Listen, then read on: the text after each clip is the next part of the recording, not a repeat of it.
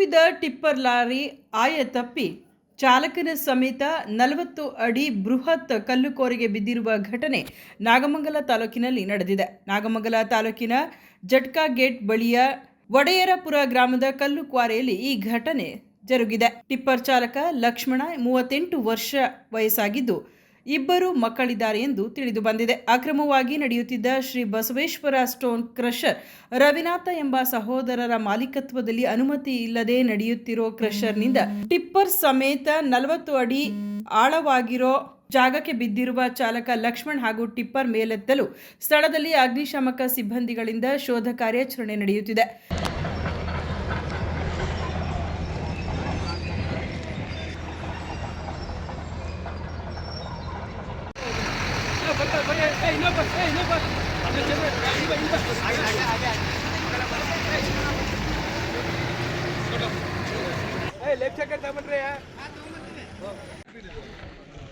ಈ ಡೀಪಲ್ಲಿ ಗಾಡಿ ಹೆಸರು ಮಾಡ್ತಾನೆ ಈ ಮಟ್ಟಕ್ಕೆ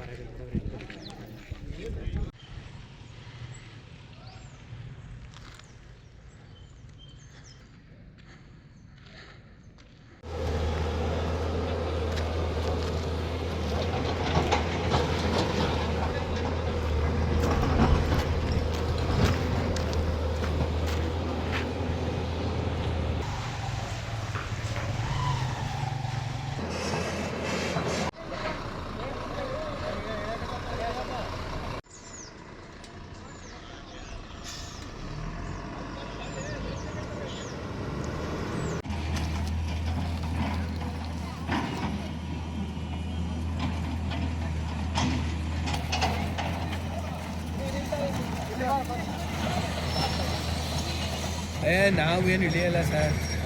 ನಮ್ಗೇನಿದ್ರೆ ಅವು ಟ್ರೈನ್ ಆಗ್ತಾರೆ, ಟ್ರೈನ್ಗೆ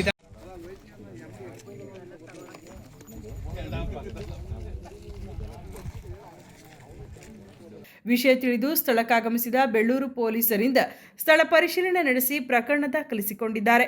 ಸುದ್ದಿ 3 ವಾಹಿನಿಯ ಹೆಚ್ಚಿನ ಮಾಹಿತಿಗಾಗಿ ಸಬ್ಸ್ಕ್ರೈಬ್ ಆಗಿ ಹಾಗೂ ಬೆಲ್ ಬಟನ್ ಒತ್ತಿ.